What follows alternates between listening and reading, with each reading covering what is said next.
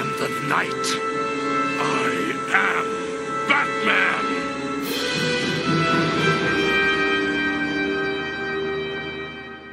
Hi, this is Michael Uslan. You're listening to Batman on Film.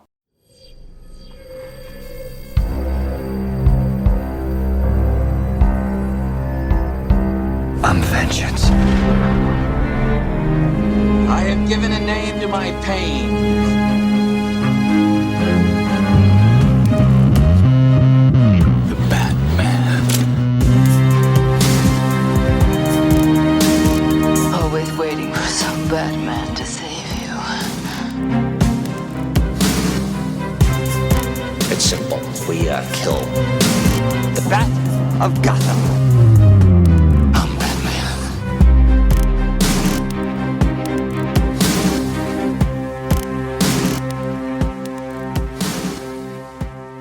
Hello, Bat family, and welcome to this episode number 204 of the Batman on Film podcast.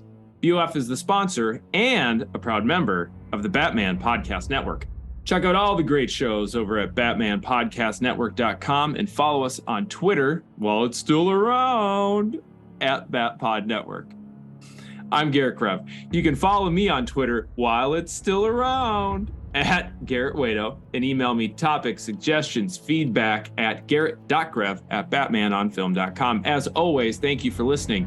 We are recording this episode of the Batman on Film podcast on November 18th, 2022. Hence my Twitter jokes, because people think it's ending. I don't think it's ending. You'll have to follow me on Instagram if you want to keep up with my stuff. And I don't do anything on Instagram, so that'd be a major change. But that being said, I think we'll be all just fine for a while. So keep on following all of your favorite BOF peeps over on the social media platform that I think is going to refuse to go away. Now, I also mentioned the date of today's episode because by now, listeners, you're all very well aware that the Bat family lost one of its most prominent members just over a week ago with the passing of Kevin Conroy. The BOF team, quite honestly, we discussed kind of rushing to the Batcave and getting on our microphones for an emergency episode last week. And if I'm being honest, I just, quite frankly, was not emotionally up to it at the time. My heart wasn't in it.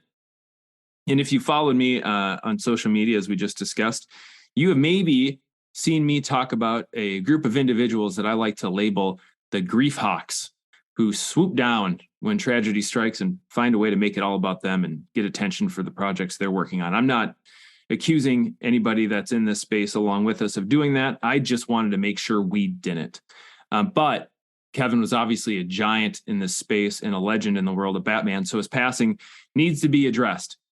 And I wanted to give it some time so that we could properly celebrate Kevin Conroy's life and his time as our favorite superhero, and really discuss what we loved about his portrayals of Batman throughout the various media he gifted us with his presence and his talent. Now, of course, this task is far too big, far too daunting for me to take on alone.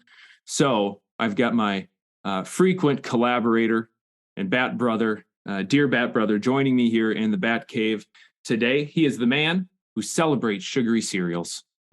He, of course, is the master of Mountain Dew flavored variants.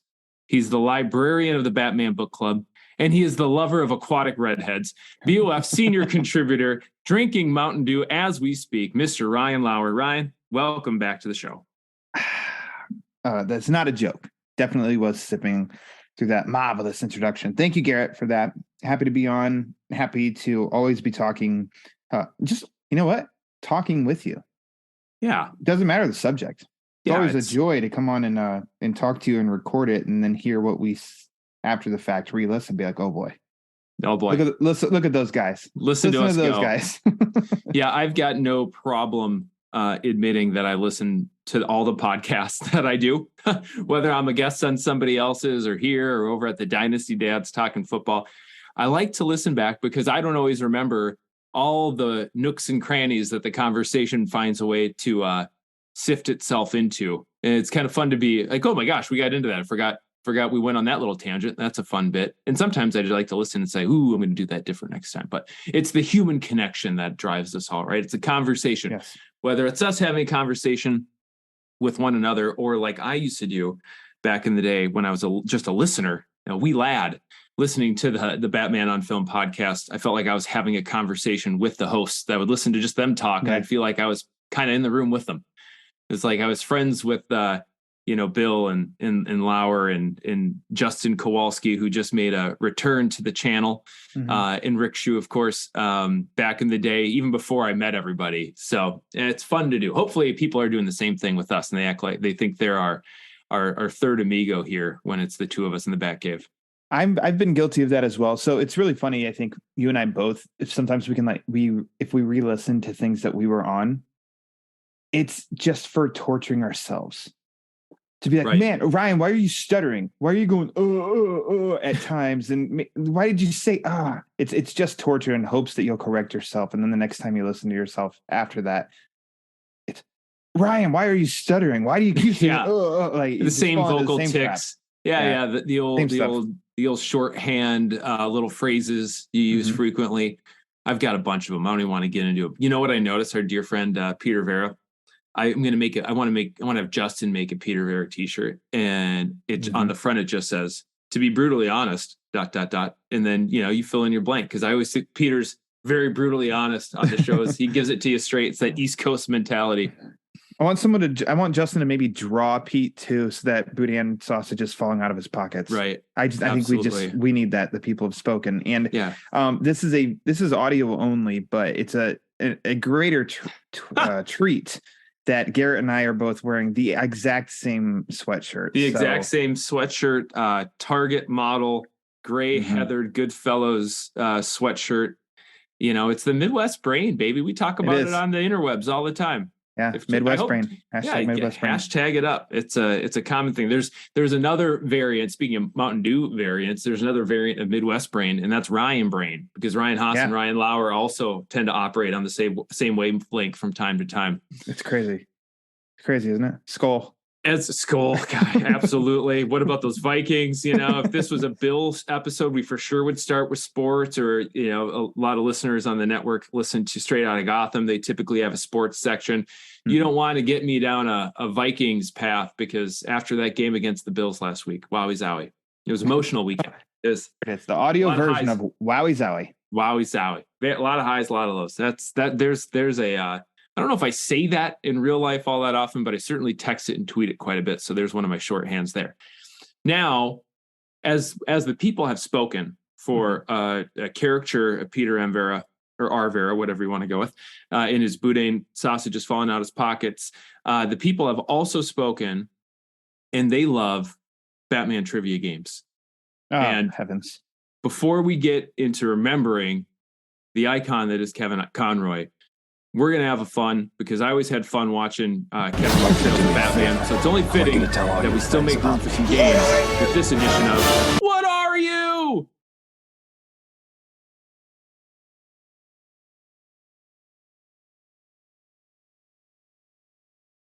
Amusement. But this is the Batman-based trivia game where I give 3 clues of sort of standard difficulty. And the participant's goal is to be able to pick out who the clues are referring to as quickly as possible, with as few clues needed. Now, the 4th clue is kind of the giveaway. It's going to be the thing that makes us all winners. And, who doesn't like to win? The goal is to get there before 4. But if you get it at 4, you know what? Hey, that's it's like an unearned run in baseball. It still counts. It goes up on the scoreboard. You can feel fine about it. Ryan, of course, is on the Bat Honor System. We mentioned already, and you know this if you're listening to it on a podcast. This is an audio medium. So Ryan is going to raise his hand when he knows the answer, and he's a good boy. He's not going to change that answer just to look smart for you all. He's failed at doing that many times over. You can trust him. I was going to say, listen, just go back and listen to me in this game. I don't have a great track record. If Lauer was going to start cheating at this one, he would have done it by now. Mm-hmm. But you play along at home, and then we'll all have fun together. Lauer, are you ready? Sure. All right. This topic is, of course, a character in the Batman world. And clue number 1 is this character made their debut in Detective Comics number 267 in May 1959, when they were created by Bill Finger and Sheldon Moldoff. What are you? Ryan's thinking, he's pondering. First one's pretty tough to get. He's not raising a hand, so I'm going to proceed to clue number 2. Clue number 2, this character appeared in the New Adventures of Batman and was voiced by Lou Scheimer. What are you? Ryan's been doing the Batmanimation podcast pretty frequently as of late. He's pondering. This seems to be familiar to him, but he's not yet there, so we will move on to clue number 3.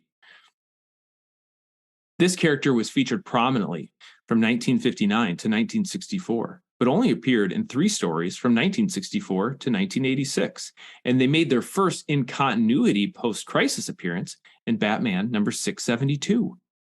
What are you? Oh, wait. Okay. Batman 672. I know. I'll even give you this, written by Grant Morrison. Mm-hmm. I know. Oh, I know that one. Art was Tony Daniels. Cover by Tony Daniels. It's Batman on a bike. He's digging in. Yeah. Let me give you the rundown. I want to give you a chance to get it before the 4th one. Debut in Detective 267, 1959, Finger and Moldoff. Mm-hmm. Appeared in New Adventures of Batman, voiced by Lou Scheimer. Prominently featured from 1959 to 64, but then in only 3 more stories from 64 to 86. And then the first in-continuity post-crisis appearance in Batman 672 by Morrison. What are you? I'll say it one more time. He's almost there. We're going to go to the 4th one. This is going to be gangbuster. This character is a favorite of new DC Studios co-head James Gunn and has recently been speculated to appear in new DC Films properties, introducing a magical and mischievous element to DC Films. What are you? His hand is up. Mr. Lauer, what do you have? Batmite. It is Batmite. Of course, it is Batmite. The imp from the 5th dimension, in some cases, in other cases, an output of Mr.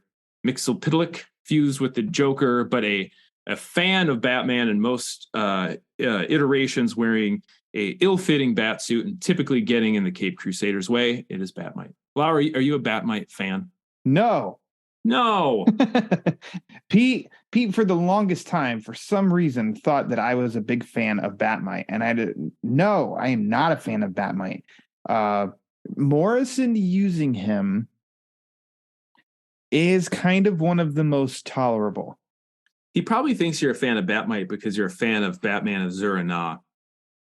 No, awesome. Man, you'd think that Pete and I never talk. No, man. Yeah, you would think he's somebody you talk to every single day. I just don't. Yeah, I don't get it. I think he's a silly character. He's obviously a ripoff of Superman's Mr. M, because I don't dare try and pronounce that one. Batman Book Club shorthand. If you got a difficult last name, you just go with the first letter. Yeah, exactly. And so, I'm just not that big of a fan. The few times I've seen him in the animated series, Batman the Brave and the Bold, I don't mind. Voiced pretty well by Pee Wee Herman. It's kind of perfect casting. It is. And so, but yeah, overall, hey, do you want a story with Batmite or without? Oh, without. Yeah. Time and again, without. But we'll see what happens in the Gunn Safran era, I guess. Yes, we will see. And I think the easiest way to remember whether or not, Ryan Lauer is a Batmite fan is just to ask yourself, did he appear in The Long Halloween? And the answer to that is no. So no. Of course not. If it wasn't in The Long Halloween, most likely I don't care about that character. That's the only book I read. Yeah. If you listen to, once again, Peter M. Yeah. All right. So I am also not a big fan of Batmite, but his place in Batman history is noted and noteworthy. And so that's why we featured him on What Are You? Now, someone I am a major fan of, and his position in the Batman universe is arguably without equal, is Kevin Conroy, who we're going to spend the rest of our time discussing here today. Kevin Conroy, of course, passed away just over a week ago on November 10th, 2022, after a fairly private battle with cancer in Burbank, California.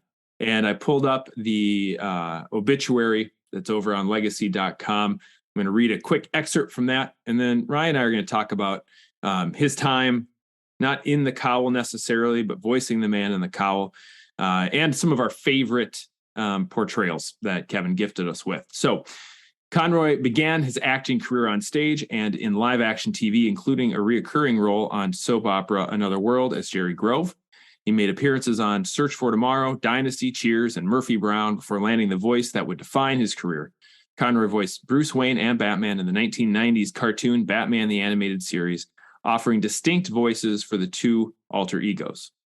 Though the series only aired for 3 seasons, it became an influential classic, and Conroy's voice work was so perfect that he became the definitive voice of Batman in many other TV shows, movies, and video games.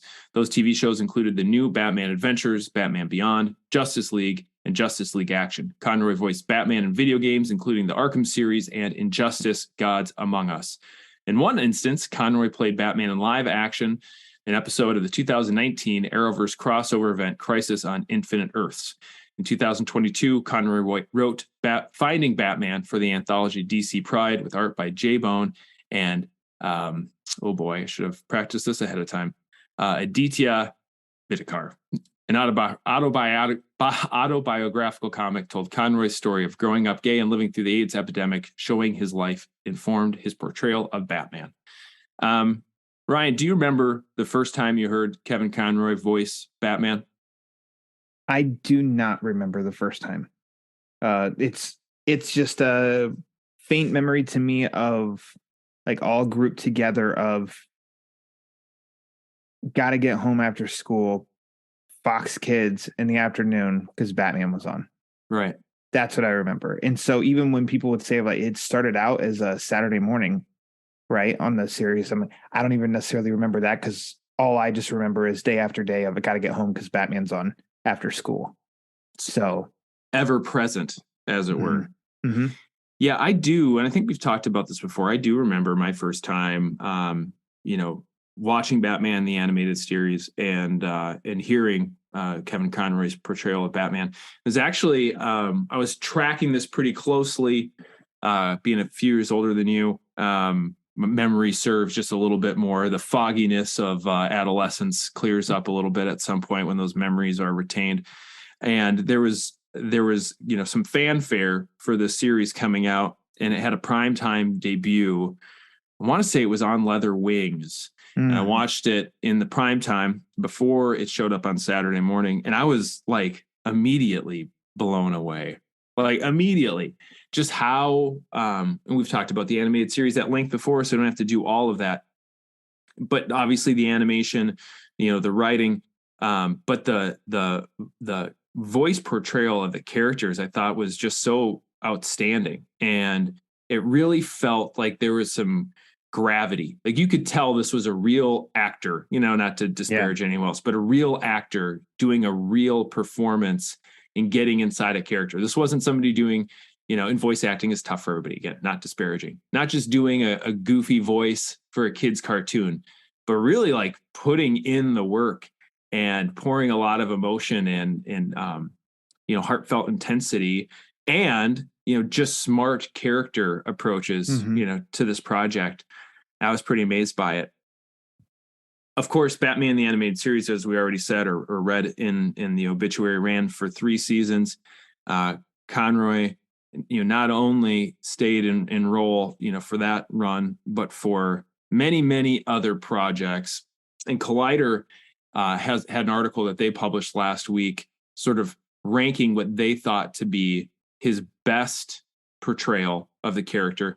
And you wouldn't believe it. I was pretty shocked to see it. But ranked 9 out of 9 was Batman the Animated Series, 92 to 95 and 97 to 99. I think of it as like that's the core. I was really surprised to see that as low on the list. Is that a shocker to you, Ryan? Yeah.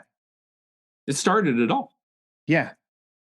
So so do you have the rest of the placement? Can you just fire it off real quick? Yeah. So at number 9, the animated series, number 8, Batman Beyond / Batman Beyond Return of the Joker.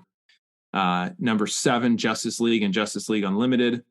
Number 6, the Arkham Trilogy. Number 5, Injustice Games. Number 4, the movie Justice League Doom, animated movie from 2012. Number 3, his sole live action portrayal in Crisis on Infinite Earths.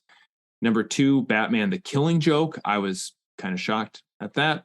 And then number 1 was Batman Mask of the Phantasm. So where they combined the movie for Beyond, they didn't combine for the animated series. So what is the exact language of the list? Like, what's the title? Yeah, so the title itself, if anyone wants to find this, it's over at Collider.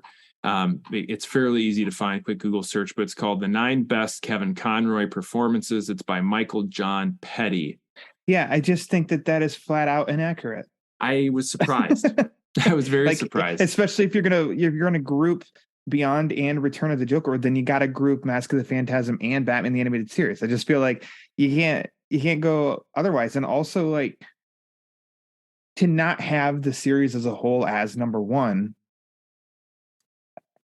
I know it's all subjective, but oh boy. Yeah, I'm sorry, opinions are opinions, but that's just flat out wrong to me. Yeah, I can't help it. It's flat out wrong. I would agree. And the reason I agree is not because I want to tear apart this list, for the topic of this podcast, but because I didn't know, and I wrote about this on Twitter last week. I, as many did, stayed up late, kind of in my emotions, watching, animated series episodes. And I watched Mask of the Phantasm. And what I wrote over there was that it was immediately fresh and groundbreaking, Kevin's portrayal of Bruce Wayne and Batman, while being exactly what I never knew I always wanted. Like, it had this familiar quality where you're like, that's Batman. This is Bruce Wayne and that's Batman. And I couldn't have told you, certainly not at that age. I was a young kid, to say like, oh, this is what I want. I want, sort of a little bit lighter, easygoing Bruce Wayne, but then, a different Bruce Wayne in private. And then that distinctive sort of gravelly, but not growly, not tough to distinguish what's being said, Batman voice. And when I first, heard the approach to all those different aspects of the character, it was like, yes, like this guy, he figured out the end. Like, he figured out how to make this work on a level that it's never worked before. Yeah. In really any iteration. Right. Like, but prior to this, in animation or live action, I don't think, Michael Keaton doesn't do anything distinctive really between his Bruce Wayne and Batman, outside of like, in this scenario, would this person sound a little bit different if they were fighting, criminals or whatever, or if they're very serious in the moment. I don't recall any other actor, voice or otherwise, doing what Kevin did with his approach to the characterizations vocally. Do you? No, I think Adam West was Adam West, right? Yeah, seemed pretty much the same. I think Keaton has a little bit of almost like, I'm talking about, here I am as Bruce Wayne and I'm talking like this. And then as Batman is fewer words, but more like, adds a little bit of like, just a little bit. Yeah. And a little bit quieter. He was sort of whispery as Batman. Yeah. And I think Conroy, he has that approach much more so than, what do you want? Bale or Affleck's. Affleck's, I know, was a modulator basically, and Bale growled. There's a huge distinction between the two. And I think Pattinson's actually gotten back a little bit of his voice isn't drastically different. It's just like, I'm talking, but now almost softer with more gravel on it. So like, sort of stuff. And I think Conroy did that really, really well, because even in listening to his, hours and hours of voicing his best work in Batman the Animated Series. Yes, number 1 with a bullet. With a bullet. Like, I think that he definitely, I don't know, you can just hear that. And if you're really listening in to pay attention to that, that like, oh, there's a difference. He is doing something different to add something to the Batman voice, but also like, it's not complete 180 either. But yet, it works. And I really like that. And I'm not saying I don't like any of the other, I don't like Bale's or Affleck's or anything like that at all. I just think with Connors, I really like that approach to it. Yeah. And I would say even what strikes me about Conroy's performance, and always kind of has, is it feels more like it's kind of a Superman Clark Kent dynamic where Bruce Wayne is more of the affect, where he's doing something to his voice for Bruce Wayne to be the thing that he's putting on, and Batman's the standard. Now, neither one of those are, Conroy's speaking voice, right? This is an actor portrayal. Yes, actor. Yes. But Batman seems to be the standard, right? And then when he is Bruce Wayne, he's up in the register, a little bit higher pitched, a little less deep chest voice. And then in general, the real voice feels to be more like Batman. It's not so pronounced. Like you said, Bale. I don't have the problem with Bale's Batman voice that, is kind of popular to meme and dunk on the interwebs today. But it is definitely, that is his Bruce Wayne doing a thing, making a very particular choice to put on a voice when he's Batman. Yep. And Conroy's Batman voice feels like that character's voice. And Bruce Wayne in public is doing something to kind of be different, when he's wearing that suit as opposed to, the gray and black suit. Yep. Or blue and black, depending on what season you're watching or what the lighting looks like. Red, yellow, purple, when he was Batman as Zernar, classic. Yeah, your favorite. All-timers, yeah. Now, when you go into Batman Beyond, you sort of, that distinction pretty much goes away entirely, right? Like he is doing Bruce Wayne all the time. And that's where, I think as the series, as the animated, projects continued to develop and proceed, that makes it even more clear where his Batman voice was kind of his voice, because, aged Bruce Wayne is essentially the Batman voice, right? Mm-hmm. I think it's one of those unique things that appears now to be not that unique, but at the time was like, oh man, that's a thing. That's a performance choice.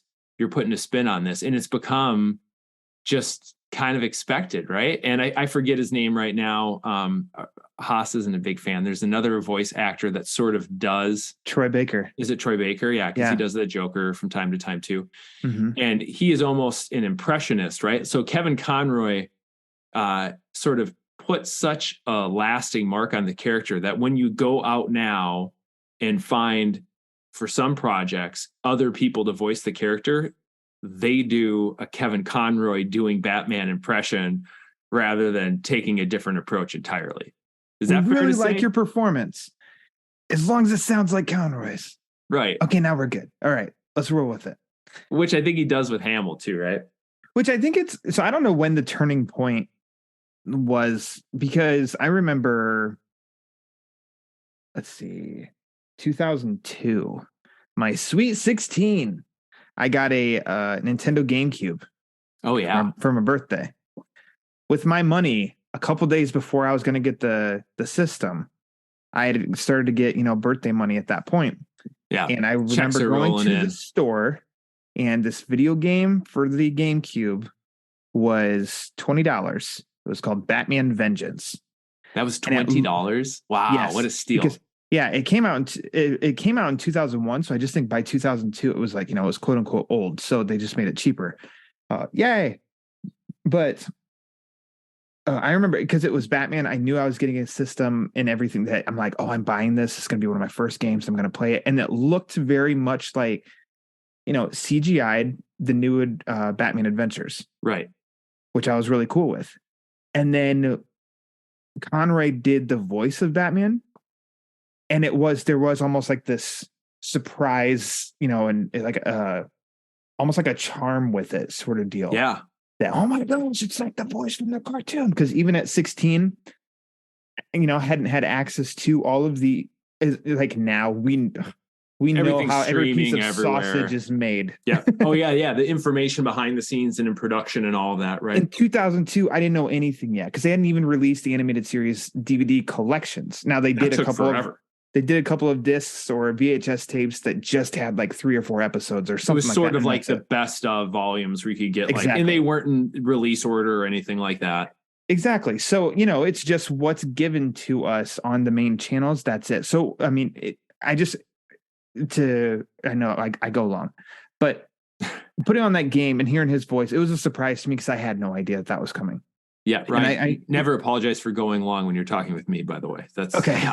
Please, come on. And a year prior in which all of this, I know our video game guru here, Ryan Haas, he knows all this stuff. I didn't know that this game, Batman Gotham City Racer, had come out also the same year as Vengeance. I've never played it, never seen it, never heard of it. I really need to somehow access it. But he voiced Batman Vengeance, and then it just kind of seemed like when I never played the next game, which was the Rise of Sinzu, Batman Rise of Sinzu, but it just kind of became expected at that point because it was so far removed. Like as a kid, Batman the Animated Series, the jump from when that series ended and this video game. So what? Maybe the new Batman Adventures was 98. So we're looking at 4 years. But as a kid, that's an eternity. Whoa. And it's like, this guy's coming back and doing this. Oh my gosh, it's so crazy. It just became expected because then you had the Justice League cartoon and Conroy's popping up in that and voicing stuff, and it just felt like the comfortability of Conroy's going to be the voice of Batman. Yeah. And that went into, there's a new voice on the Batman cartoon. Oh my gosh, why am I forgetting his it's a double R, I think. I will be of no help here. You just wait right there. Here he comes. Maybe if the internet. Reno Romano. Gosh dang it. I almost said that too. Reno Romano did the voice of the. So close. He had the initials. The Batman. And then that was kind of like at first like a shift because there had just been so much, no, Kevin Conroy voices Batman. And it's almost like we got teased with it because then you had this new voice who, he did a great job. I think Reno Romano did for that show. But then we come back to Batman Gotham Knight. Kevin Conroy voices Batman and Bruce Wayne. And then the following year, kick off the Arkham series, Kevin Conroy is voicing Batman and Bruce Wayne. Then you started to get more animated movies where Kevin Conroy continues to voice Batman and Bruce Wayne, to where it just kind of, I think that's where he became such the staple in doing the voice for this character, because you had little gaps and maybe little experiments of somebody else. Right. And then it's just like brought him back. And then he just stuck, and hit the different mediums. Yeah. And continued, so the DCAU and the various, shows that were connected to that. And then movies that continued to kind of be in that continuity. Mm-hmm. Like for sure that became the expectation, but then, he started, voicing, Batman in projects that weren't connected, like the Arkham series, the Killing Joke. Mm-hmm. But for a while there, it was not a given. In 4 years, 5 years, whatever it was, I think particularly at the ages we were, and a lot of people that grew up, with Batman, the animated series, who had that really as a definitive aspect of, them being a fan of Batman, like you sort of saw him as the Batman of your childhood. You went through puberty and became a big guy, and now you're a teenager. And it's like that going through that experience at that time of life makes those years feel even longer, because it's sort of a split between your childhood and you're not near adulthood, but you're in your teenage years. So you kind of looked back on like, oh my gosh, they're bringing back the Batman from when I was a kid. That's awesome. And then it would become a conversation a little bit. And this is when the internet and fandom on the internet was taking off more. You'd see the discussions of they should bring back, Kevin Conroy for this. And then the hits just kept coming. And he really, became tied to the character in a way that, no other actor has. For all the impact Batman 89 had, you didn't have generation and generation and generation. Realistically, like 2 literal generations grew up with Kevin Conroy as their Batman in animation form. I'd almost even say, is there anybody else that's had that kind of what do you want to say, relationship with a character? And someone who springs to mind is Mark Hamill. I was going to say, Luke I mean, Skywalker. as Luke Skywalker, exactly. With considerably larger gaps, though, right? Like even more time. Who knew if we were going to get more, Mark Hamill, Luke? And that's happened twice, right? From the ending of the original trilogy to the sequel trilogy, you had the prequels in between. There wasn't going to be Luke there. And then you get to the Mandalorian. Spoilers. It's been out a while. Well, and then also like maybe then you could also dip a little with Star Trek of Shatner and Leonard Nimoy as their respective characters. Sure, that's a good one. Series. But I mean, you have such in all pop culture, and you're down to like a handful of.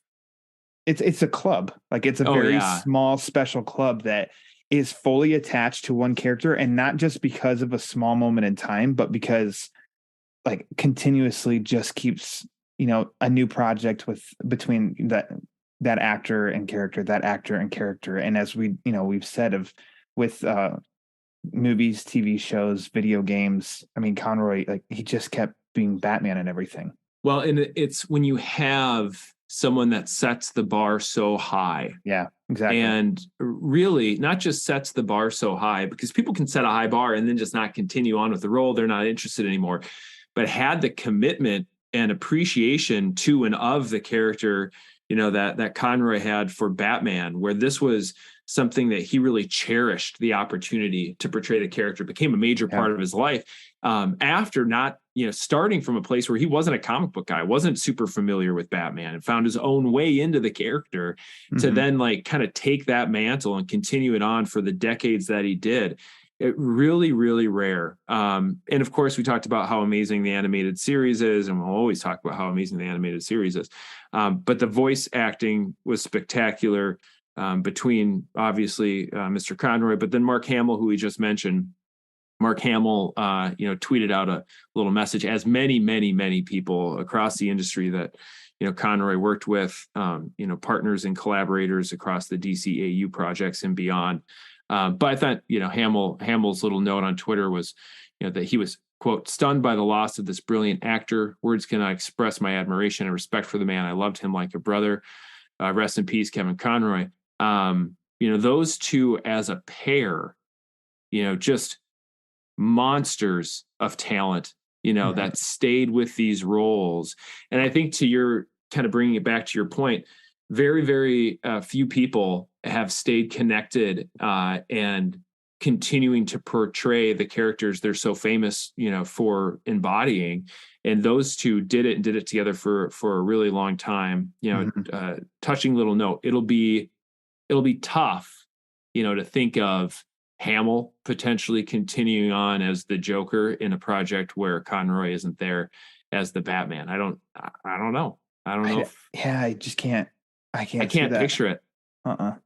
I can't picture it as an audience member and an enjoyer of the content, and I can't picture it knowing the connection that those two had. But you know what?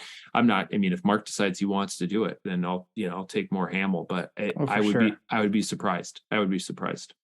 Yeah, same here. He had, and this was obviously a lot of nods for us Uber fans of when Conroy popped up in other series. Yeah. Like of note, let's see, I'm trying to find. I know he popped up in The Brave and the Bold. Yeah, where Batman of appearances. Yeah. And as the Phantom Stranger. And as I mentioned earlier, he was in The Batman, but as John Grayson for just one episode. That kind of stuff was. So I'd already accepted the fact, let's take The Batman at this point, because as John Grayson, that was in the Robin episode. So it's just one episode. That was the 4th season. I'd accepted Reno Romano. That's okay. That's the voice of this Batman and this Bruce Wayne. And then they just have, it's one of those things where your ears just perk up. If you didn't know, Conroy pops up in that, Yeah. And The Brave and the Bold, I'm not an expert on the series. Bill is. Go to Bill. But I've watched, enough that of like really paying attention to who's doing this voice, because it kind of has the same effect there. So I have seen the ones that Kevin Conroy has guested on and lent his voice, and I knew he was in the episodes, but it was like extra, ear to the speaker. Let's hear it. Let's hear it. And then you like, boom, there he is. And you hear it. Yeah. Like, there's just time and again, that voice is it's special.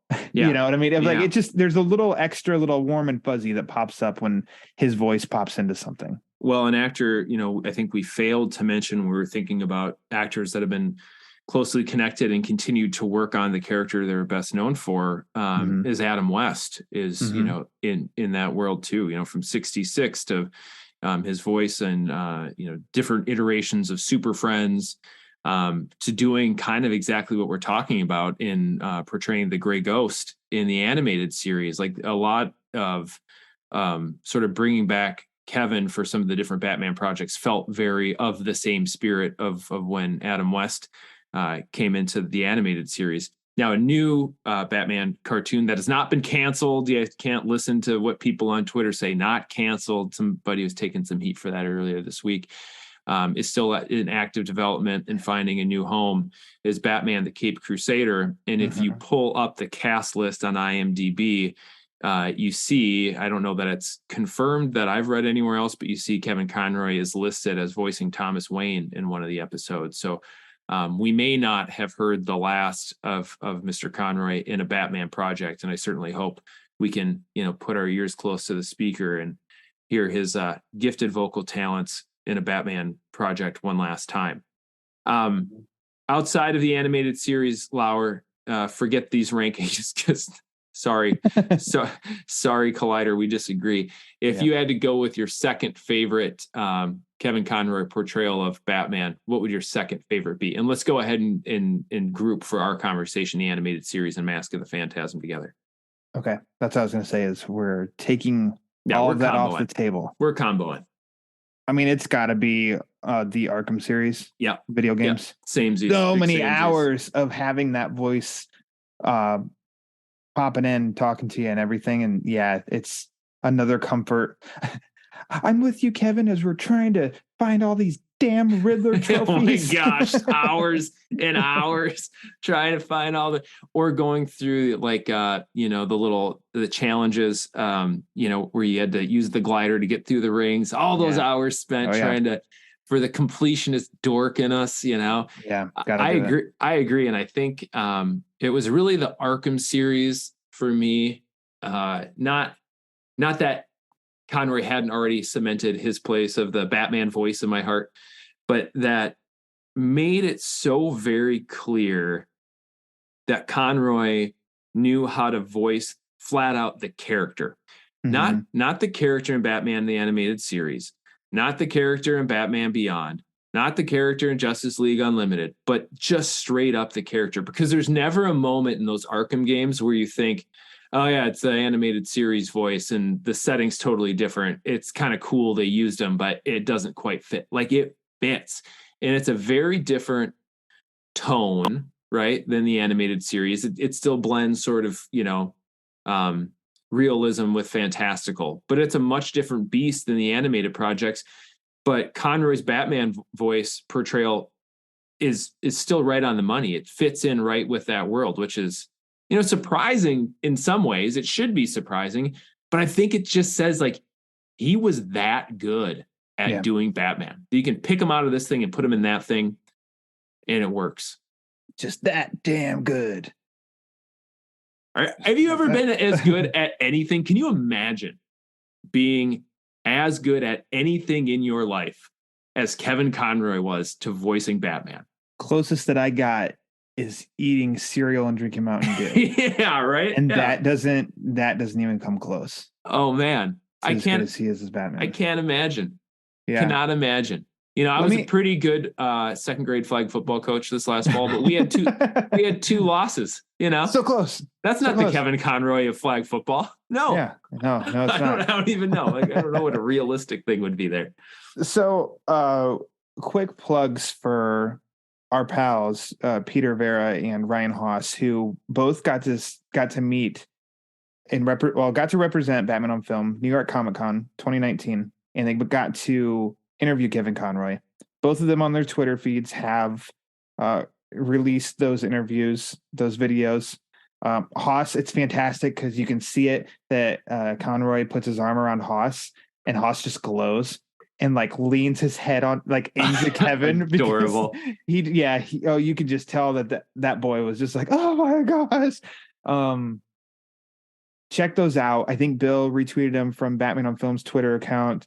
They're on the website. I just highly recommend. They're two quick interviews that both of them got to have with Kevin Conroy, the legend himself. And in Peter's interview, Conroy said that his favorite episode of the animated series was Perchance to Dream. Oh yeah. Doesn't surprise me. It's a great one. Because that's a great episode. And actually that was one that upon rewatch, when those, the physical discs were released and I watched it, that one I distinctly remember telling my friend, encouraging him, like, because he was working, we were high schoolers working fast food. Like it took a while for us to save money. Right. And I'm like, you have to save up and buy these because I watched an episode last night and I didn't remember it from as a kid. And I can picture all of this. I remember telling him like, I watched one last night. It was called Perchance to Dream. There isn't really a Batman villain in it. And it was awesome. Yeah. I said, there are a lot of episodes that don't have the Joker's, Two-Face, Catwoman and stuff that are really, really good. And Perchance to Dream did really stand out in my head for like since watching it then, because like it just proved to me of the series in itself of like, no, the series is just that damn good. It is. You don't need the Rogues gallery in every single episode for this to be really, really good. So then I remember in hearing when Pete first had that video posted and Conroy said that was his favorite episode. And I'm like, it doesn't surprise me because that is like, he is carrying that episode. Oh, 100%. Beginning to end. All on Conroy's shoulders. And it stands out as being so good. And I know, and rightfully so, I'm not going to knock anybody's number one episode for the series, but Heart of Ice is always up there. Yep. Any Joker episode is always up there. Riddler episodes, and all those are great. All those heavily rely on the villain performance too. Like my favorite is Christmas with the Joker, in which perennial classic. There's a ton of Hamill in that one too. That's my favorite. But then you do start to like, I kind of want to go back and, because I'm still dipping into that. Like last week when I heard of the news, much like everybody that we know in this space, went and started watching animated series. I watched Mask of the Phantasm this week. I've dipped into some episodes, but I really want to go on a hunt for certain episodes that don't feature a villain, basically. Because those are Conroy episodes. Yeah, get as much mic time with Conroy as you can. And that's just that's where, I mean, he shines always in any of them, but it's like that's when he really shines are those kind of episodes. Who was when Peter and Ryan did their interview? Was Holzman the champion of Long Island, the camera boy for those guys? Was he along? No, I think they had a tripod. Oh, really? Yeah, I gotta watch those. It's again. a very still camera. Maybe steady cam, or maybe they camera like held for each other. Floppy. Yeah, man. No, I never had a chance to meet Conroy at me neither. I've been to some local cons and stuff like that. Nothing to the level that would get that marquee name there. That's that will be a regret of mine, because you just said that the talent is overwhelming. And I remember as a kid, I wrote about this on Twitter too, so if anyone wants to check it out, I kind of went into the details over there. I remember as a kid knowing that something was different and special about the series, in particular the way they were portraying the characters. This wasn't a jokey kid thing necessarily. I mean, it was fine for kids, it was great for kids, but it was serious and there was real work being done. And I, even as a youngin that didn't know much, I could recognize that. And I pulled Conroy's name out of the credits because I wanted to know who was playing Batman, who was doing this amazing job as my favorite character. And years later, because I wasn't on the internet for a long time, I grew up in the middle of nowhere in northern Minnesota, in the woods next to a lake, 30 miles from town.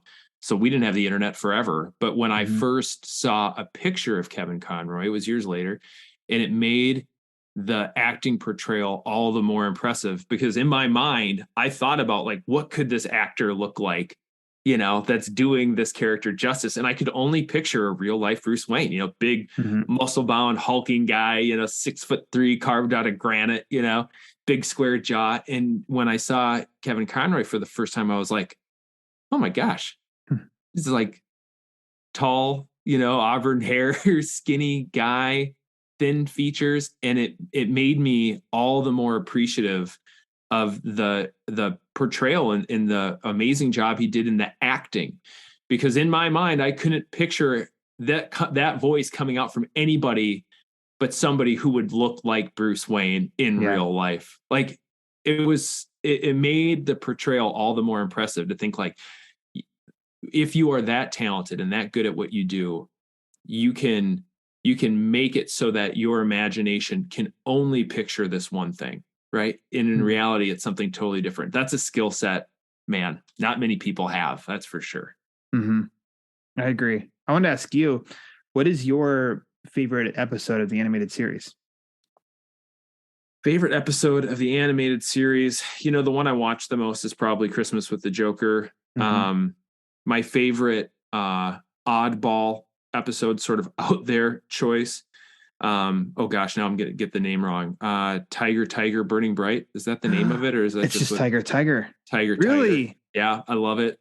All right, that is oh my gosh, that's Island of Lost Souls one, right? I was a weird take on that. Yeah, I was a weird little English dork who liked reading romantic period and sublime era poetry. Mm-hmm. My mom's an English teacher, and that was taken from a John Blake poem, which I always thought was really, really cool. And it was like Island of Dr. Moreau, which is based on Island of Lost Souls. Exactly. Dude, I like that one too. Like, it's weird. Yeah, very weird. Very weird. Of course, it's not the best, but I don't know. I like it. I love that pick. I wrote and drew a couple episodes of my own comic book. Awesome. That was like based on a team of those cat people that were created. Like, it was, I don't know, it's a weird one, but it always stuck with me. I think Feet of Clay is also great. I don't know. I could go on and on. I think if I were to go back and say my number one favorite here, I think is the best thing they did. I don't know if I'd probably just have to go with Masks of the Phantasm. That's maybe a cheat, but I certainly watch Christmas with the Joker the most. I know that. Yeah. Yeah. And I was like looking through the list, and I know of the one, like two. Now, my favorite, Christmas with the Joker, and not just because Conroy said it's his favorite, but to fit in that line of not necessarily using the rogues.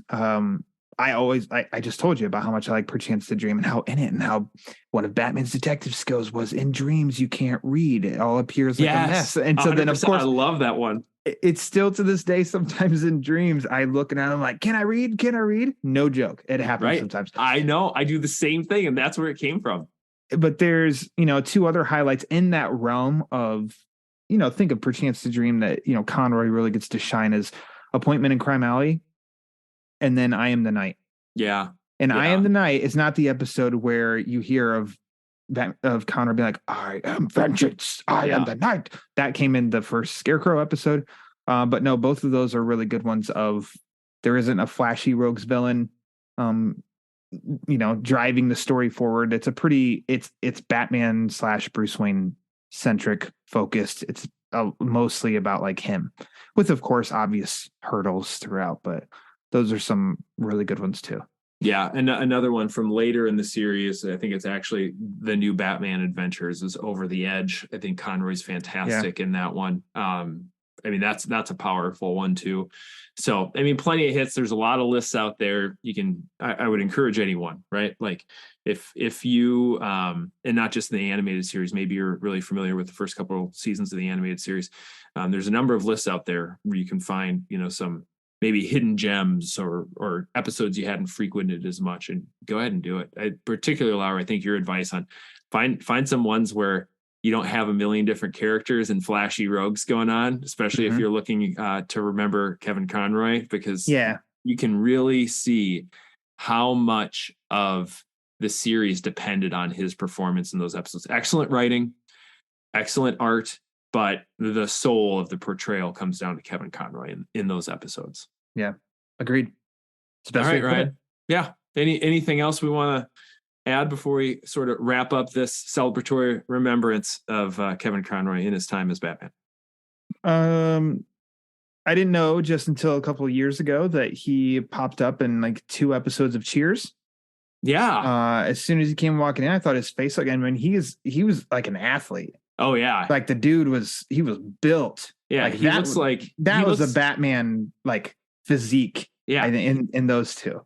He looks like a biathlon, or no, a decathlon. Biathlon? Which one? Which is triathlon? Decathlon. Where you're not octathlon. Yeah, like where you're in shape, but you're not. You're lean, right? You're lean and athletic. You're not a bruiser.